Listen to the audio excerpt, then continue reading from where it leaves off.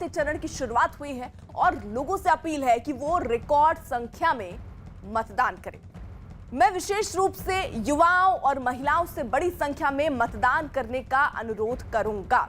वहीं पश्चिम बंगाल में चौथे चरण के लिए वोटिंग हो रही है, जिसे लेकर राज्य की मुख्यमंत्री और टीएमसी अध्यक्ष ममता बनर्जी ने भी ट्वीट कर लोगों से मतदान करने की अपील की। उन्होंने भी एक ट्वीट किया और लिखा कि मैं बंगाल में अपने भाइयों और बहनों से अपील करती हूं कि वो आज बड़ी संख्या में बाहर आएं और अपने लोकतांत्रिक अधिकार का इस्तेमाल करें।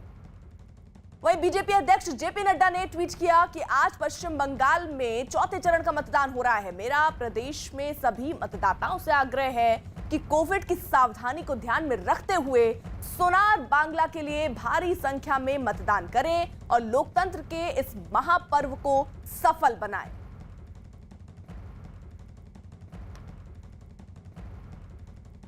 अब सियासी गणित दरअसल क्या कहते हैं, क्योंकि ये लड़ाई बहुत दिलचस्प हो गई है। लड़ाई सीधे सीधे बीजेपी और टीएमसी के बीच में। आंकड़े क्या कह रहे हैं, हमारे सहयोगी आंकड़ों के साथ पेश है। प्रशांत का रुख कर लेते हैं। प्रशांत, ये सबसे अहम बात है कि इस बार आखिर इतना बड़ा घमासान क्यों मचा हुआ है पश्चिम बंगाल में, जबकि 5 राज्यों में विधानसभा चुनाव था। बीजेपी सबसे ज्यादा उम्मीद देख रही है पश्चिम बंगाल में अपने लिए एक बड़े परिवर्तन के साथ। इस वक्त जो हम तस्वीर देख रहे हैं इस मैजिक वॉल पर, वो है 2016 की तस्वीर, जिसे बदलने की कोशिश कर रही है बीजेपी दावे के साथ कि इस बार वो सत्ता में आएगी। लेकिन ताजा स्थिति क्या है कि 294 सीटों में इस वक्त टीएमसी के पास 211 सीटें हैं, लेफ्ट के पास 76, अन्य के पास 4। ये 2016 का आंकड़ा है जो आप इस मैजिक वॉल में देख रहे हैं। लेकिन अब सवाल ये उठता है कि इस बार इतना बड़ा घमासान क्यों, बीजेपी को इतनी बड़ी उम्मीद क्यों। आज चौथे चरण की अगर हम बात करें तो चौथे चरण पर सभी की निगाहें गड़ी हुई है। पश्चिम बंगाल में ये चौथे चरण का चुनाव जो हो रहा है, ये हो रहा है 44 सीटों पर, और इस पर सभी की निगाहें इसलिए भी है क्योंकि ये 44 सीटें ज्यादातर टीएमसी की गढ़ रही है। 2016 का ये आंकड़ा है, 39 सीटें तो सिर्फ टीएमसी ने जीत ली थी इन 44 सीटों में, और 4 सीटें लेफ्ट के पास थी। बीजेपी सिर्फ 1 सीट जीत पाई थी साल 2016 के इस विधानसभा चुनाव में। लेकिन इसे अगर हम सिलसिलेवार तरीके से देखकर समझना चाहें कि पश्चिम बंगाल में किस तरह से हर विधानसभा चुनाव के बाद या लोकसभा चुनाव में कुछ बदलाव दिखता रहा है, तो हम इसे सिलसिलेवार तरीके से समझने की कोशिश करें साल 2011 से। साल 2011 में जब चुनाव हुए थे तो इसी टीएमसी के पास इन 44 सीटों में से 33 सीटें थी, 42%, और उसके साथ कुछ और पार्टियां थी। लेकिन अगर इस तरीके से हम नजर डालें कि दरअसल हुआ क्या था चौथे चरण के चुनाव में, तो इस चौथे चरण के चुनाव में टीएमसी जो 33 सीटें जीत करके आई थी, 2016 में क्या हुआ, उसके बाद 2016 में इसी टीएमसी के पास इस चौथे चरण के चुनाव में जो 44 सीटें हैं, यहां 39 सीटें हो गई, और उसके बाद लेफ्ट घट करके 4 सीटों पर आ गई। बीजेपी के पास 1 सीट थी।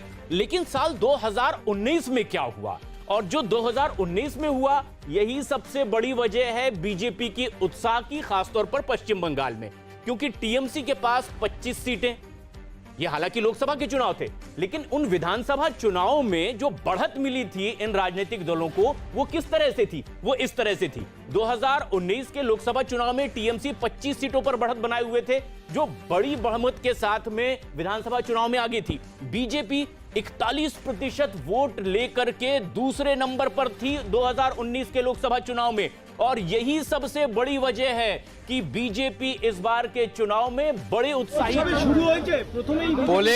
পোলিং এজেন্টকে বসতে দেওয়া হয়নি, তার এখন সবকিছু ডিজিটালে চলে।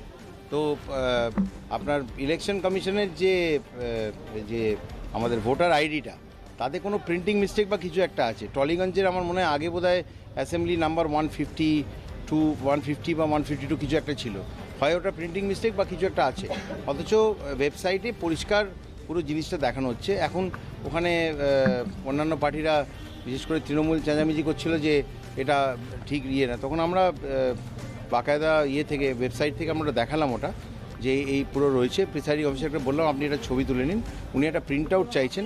প্রিন্ট আউটের আজকের যুগে কোনো প্রিন্ট আউটের দরকার হয় না, বাট আইডি ফাইডি সব দেখানো হয়ে গেছে। সমস্ত কিছু করার পরে ওর বসা উচিত, ও বসেছে, সিম্পল ব্যাপার। এবারে অন্যান্য প্রিসাইডিং অফিসার কিছু বলছেন না, কিন্তু তৃণমূল চেঁচাচ্ছে যে আমার চাই। ভোটার আইডি চাই। বাট যাই হোক, ওদেরকেও আমি বললাম, কনভিন্স করলাম, দেখালাম ওটা, বললাম যে ভাই তোমরা ছবি তুলে রাখো, আমি চেষ্টা করছি একটা ইয়ে পাঠাতে। এই হচ্ছে ব্যাপার, এই বসিয়ে দিয়েছি। হ্যাঁ নিশ্চয়ই বুঝতে পেরেছে। तो बाबुल सुप्रियो को आप सुन रहे थे, जो अब अपने घर से निकले हैं और किस तरीके की समस्याएं लोगों को फेस करनी पड़ रही हैं, खुद वहां पर पहुंचकर लोगों को समझा रहे हैं कि ज्यादा से ज्यादा संख्या में लोग मतदान करने के लिए पहुंचे।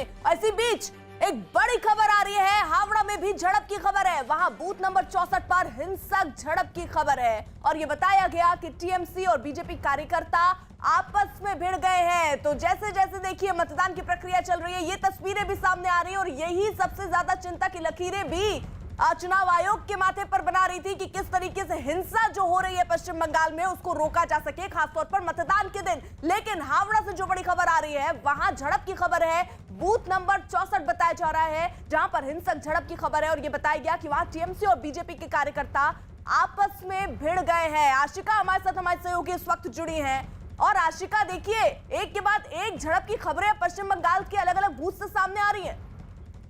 बिल्कुल, ये हावड़ा का बेलूर इलाका है जहां पर जो बूथ की तस्वीरें हम दिखा रहे हैं और दोनों ही जो टीएमसी और बीजेपी के एजेंट थे, भीतर बैठने को, बूथ के भीतर बैठने को लेकर के इन दोनों के बीच में झड़प शुरू हो गई, जिसके बाद जो केंद्रीय सुरक्षा बल था के लोग थे वो उनको बाहर लेकर के आए और बाहर उनके सामने ही दोनों पक्ष जो है आपस में भिड़ गए। अर्पिता, बिल्कुल। और देखिए, बंगाल के कूच बिहार जिले से भी अब से थोड़ी देर पहले शीतलकुची इलाके में टीएमसी और बीजेपी के कार्यकर्ताओं के बीच झड़प हुई और घटना 265 नंबर बूथ पर मतदान के दौरान हुई। मारपीट की वजह से उस बूथ पर कुछ देर के लिए मतदान रुक गया और इस घटना में एक आदमी भी घायल हुआ है, जिसे बाद में इलाज के लिए अस्पताल ले जाया गया है। आशिका, फिलहाल वहां पर मतदान की प्रक्रिया अब चल रही है सुचारू रूप से?